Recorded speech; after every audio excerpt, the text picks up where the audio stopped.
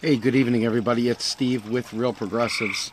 I want to talk about this day that so many people are really hell-bent about destroying and taking down, using it as an opportunity to knock the idea of Independence Day.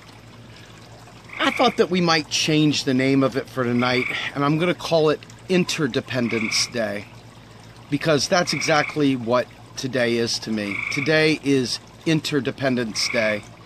Many moons ago, a bunch of people that took over the United States from the indigenous people broke free from England. You know the story. I want to talk about a new form of what today could be, as opposed to just looking over the other direction and bashing what was, because that's low-hanging fruit. Progressives, liberals, dissidents have been nailing this date forever. I mean, this is nothing new. Beating up Independence Day is just more of the same thing. It's probably the first time it was done, it was probably pretty edgy. But now you kind of get used to it. You kind of predict it's coming. So I want to talk about Interdependence Day. I mean, it's not an official day. It's not a day that anybody else will probably ever talk about again. But I'm looking at it from a standpoint of, I have a lot of ideas. I have an awful lot of ideas. And in Chateau de Grumbine, those ideas don't even reign supreme in my own household. You know what I'm saying? So as you look across the United States, you realize no matter how great your ideas are, no matter how smart or no matter how proven your ideas are, it requires everybody buying in. And that's painful because we've got a media that absolutely, without question, teaches and preaches all the wrong stuff. And we have so many that are party-driven that don't hear anything about facts. They're not interested in progress. They're only interested in their party and whatever their party says and does. That's their version of fighting for something. But I'm here to tell you, outside of all that, the 99%, which we shouldn't even be using anymore. I mean, quite frankly, when you think about what the mean is, when you think about skewing and rounding off, the 100%, not the 99%, the 100% need to be looking honestly and thinking to themselves, what exactly is it that would make our world better? What would it do to make each of our lives better? And so rather than considering something that happened 200 years ago or whatever, or thinking about something that, we obviously know that white man came across the sea, and took over the freaking a country that was already discovered. It didn't require new discovery. It was already discovered. You know what I'm saying? So rather than looking at that, let's look right now instead at how we as a movement, we as a people, can consider how we can extend our lives, how we can make our lives better. Not just subsistence, but how we can give each other self-actualization. How our lives can matter just a little bit more. And for me, thinking about it like that in terms of Interdependence Day, okay? I think to myself, this movement can't get anywhere without each other. It can't go anywhere without each other. But the problem with this movement, and this is a big problem, instead of aligning around truth, it aligns around personalities.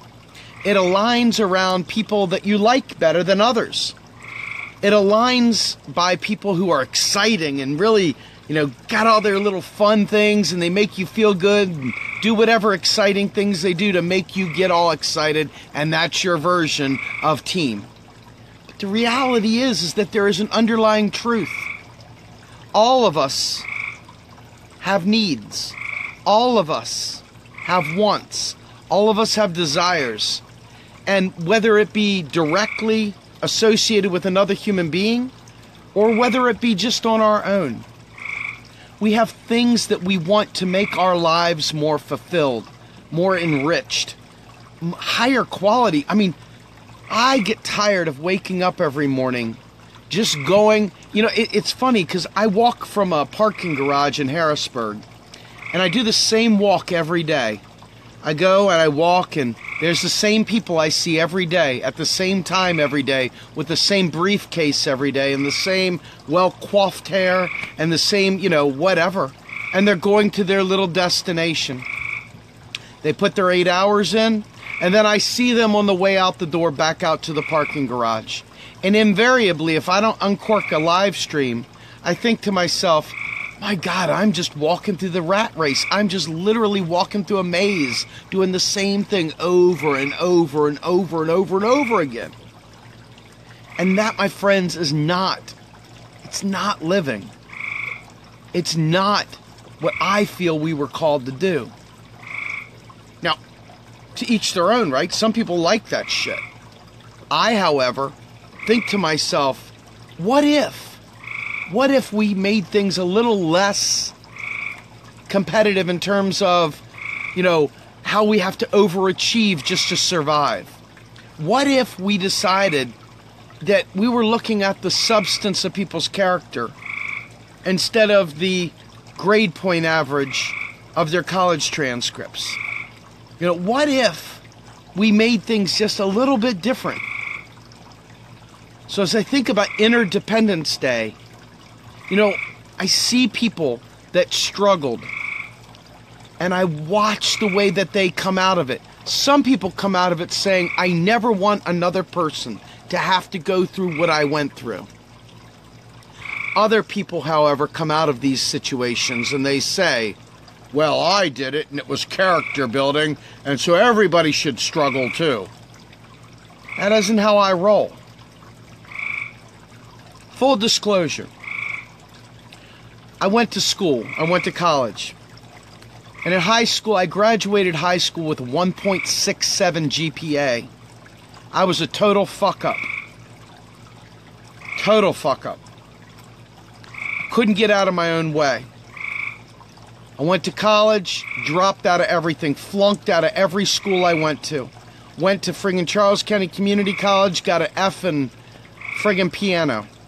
Went to Warwick Tech out at Salisbury because I couldn't get in Salisbury, and dropped out of every class I took. I was a drunk. Didn't care.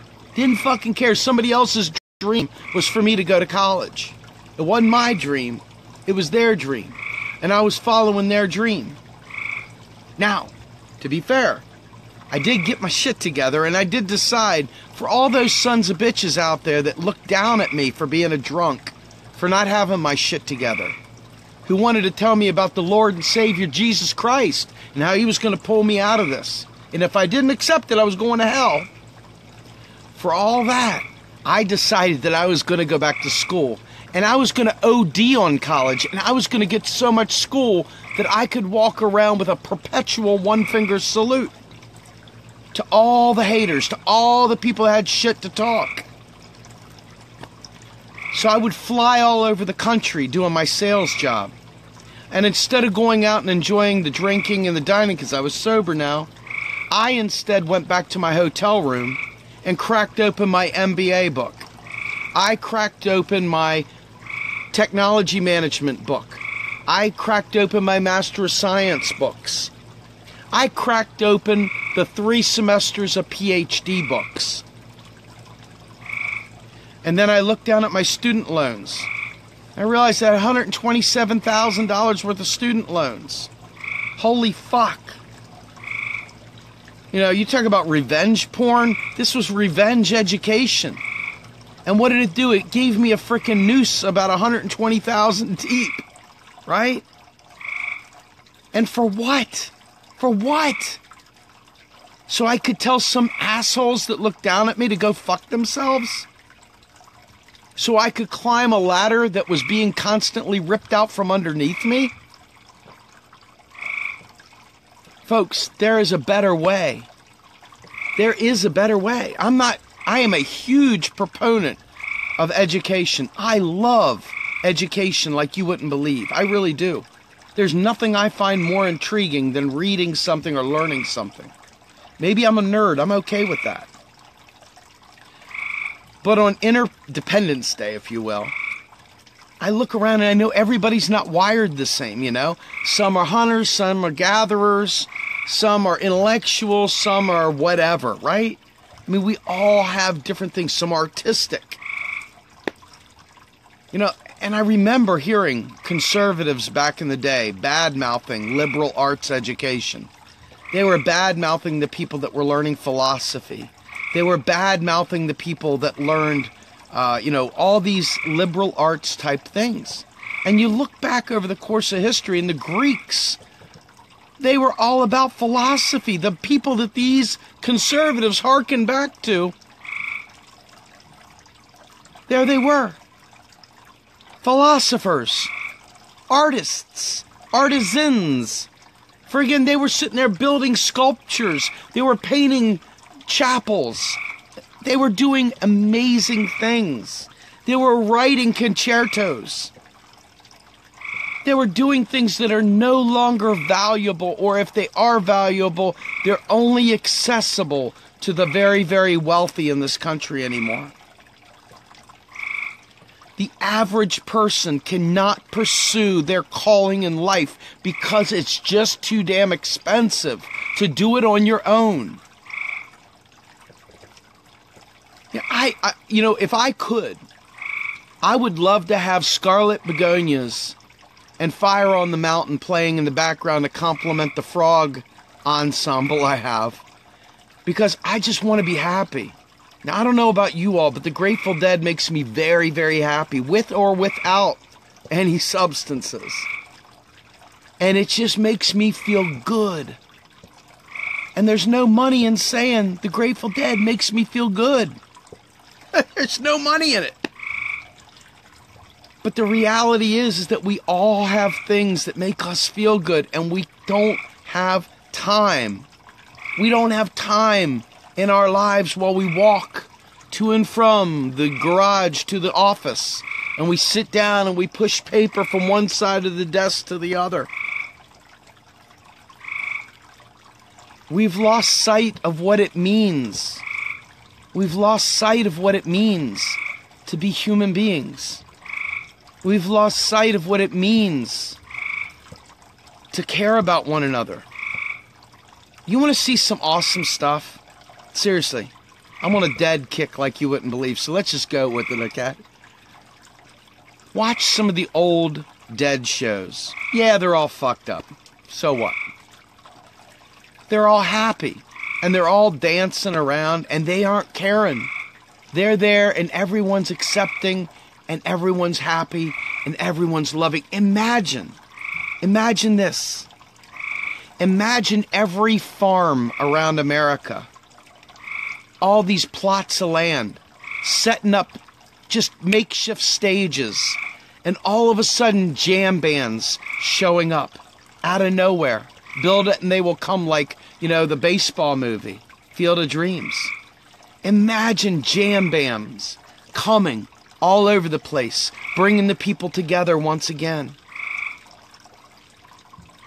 And imagine reinvigorating your brain, reinvigorating your mind, being able to partner and bond and love and have good time. Imagine mobilizing using the arts. Imagine mobilizing using something that we all connect through, like music. I just keep thinking to myself, we're missing something. We're so sanitized. We're so sanitized. We're so robotic. That walk from the car to the office every day. I like the people I work with a lot. I really do. I mean, I love them. They're nice people. But you know something? I sometimes feel like I'm on Schindler's List as consultants, and I watch friends of mine get removed from the payroll, and I watch them let go. And I feel like we all have to sit there with our head bowed in silence as they get taken out. They lose their jobs, they move on. This is everywhere. I'm sure you've been around friends who have lost their jobs. That is absolutely the most painful experience next to losing a family member. You know, losing a relationship, whatever.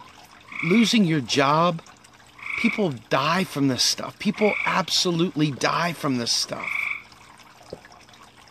And right now, we have no real safety nets for people.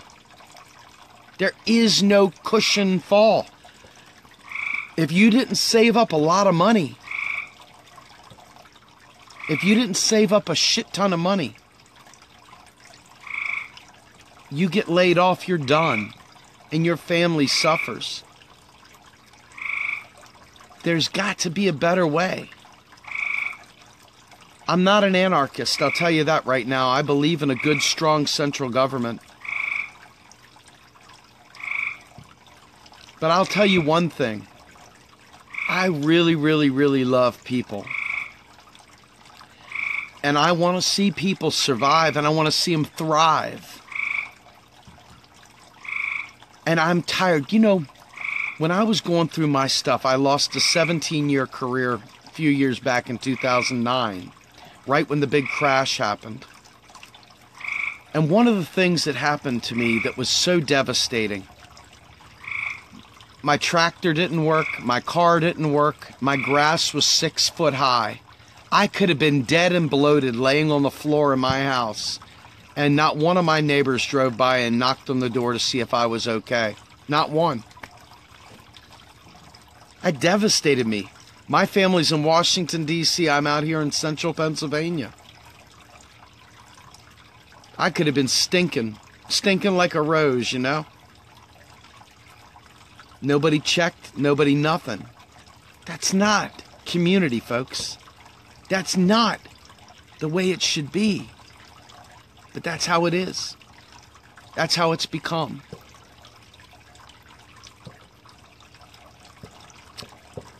Today, I consider to be Interdependence Day. Because when you start considering policies and programs that our government can support, and you start thinking about what it is that we as a people need, it shouldn't be okay to walk by someone who's begging for money with a cup. That shouldn't be the way it is. It shouldn't be somebody sleeping in a cardboard box. It shouldn't be somebody digging through a trash can to get a meal. And families shouldn't be breaking up because hardships coming from finances. You know, I think there's an awful lot of assholes in the world that were created by austerity. Because when you're struggling and you can't make ends meet and you feel hopeless, you don't act the way you would if your basic needs were tended to. You would be patient. You could relax. You could actually stretch out and hug someone without feeling rushed to do it. I mean, am I making sense? I feel like sometimes I'm off in some other foreign world when I talk. But I promise you, I feel this in the core of my soul. America, you know, they say, let's make America great again.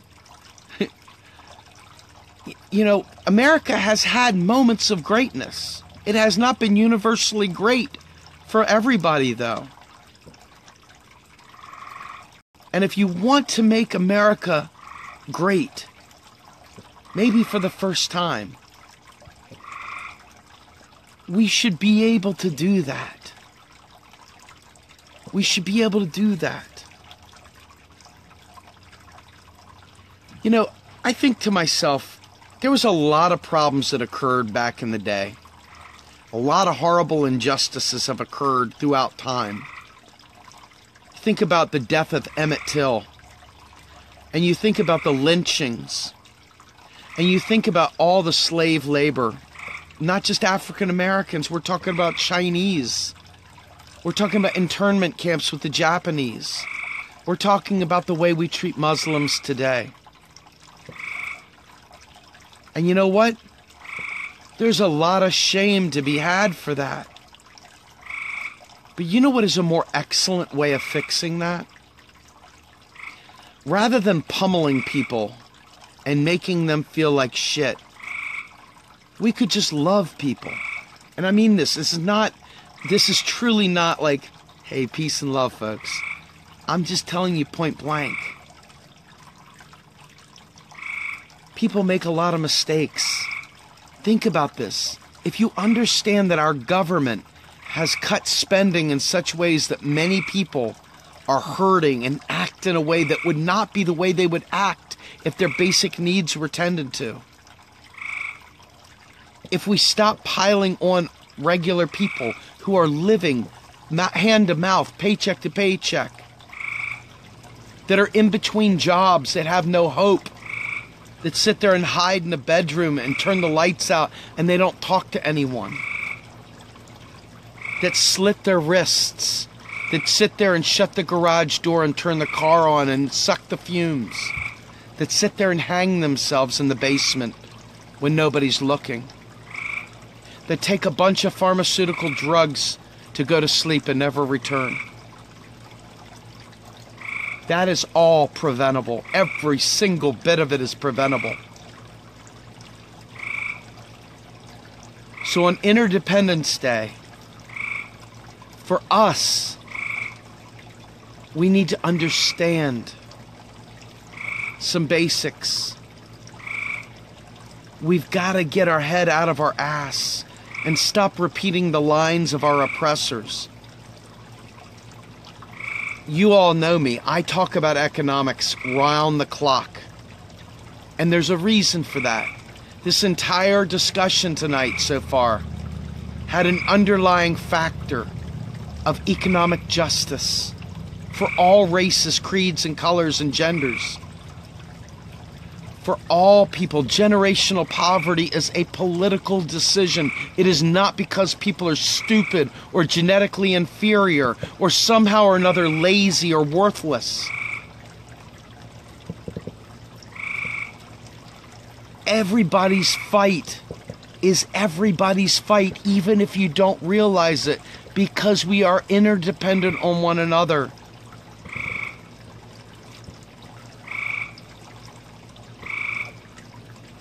This is very important to me. This is my political ethos. This is what drives me to do what I do every single day. I am 1/8 of an inch away from tears.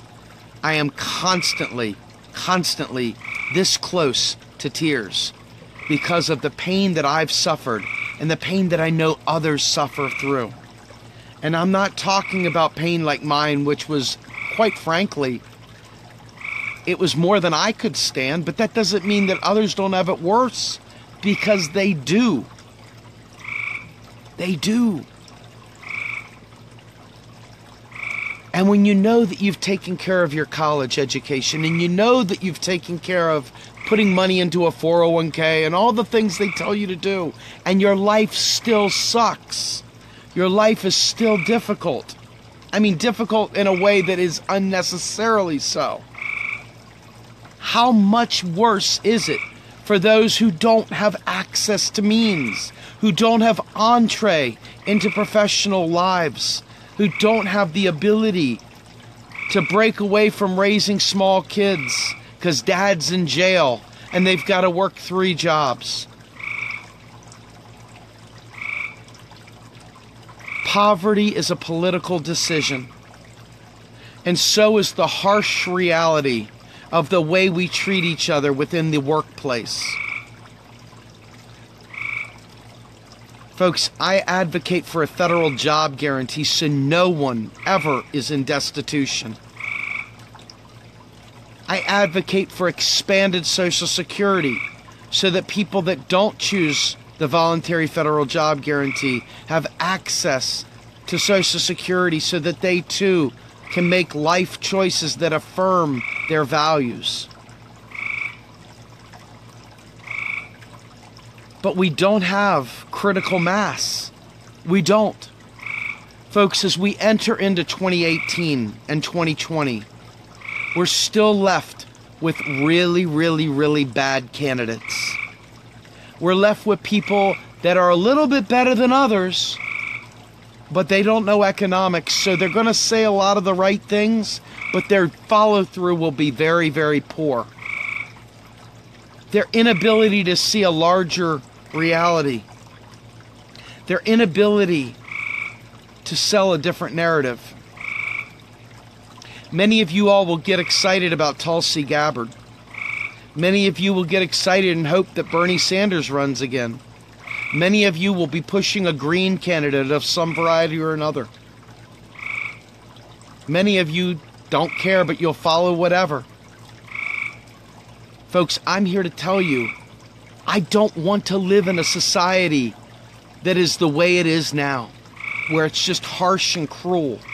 And even when people say the right things, the follow-through is nothing because they don't understand the economics. They still tell you that our deficits are too high, our debt is too high, all these things are too high, that we can't possibly make your life better.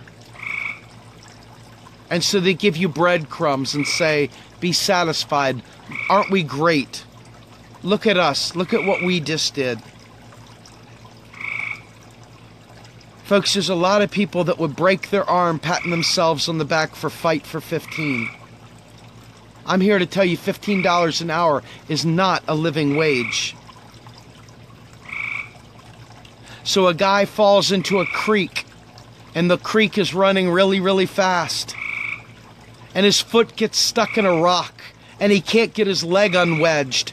And the water line is right here.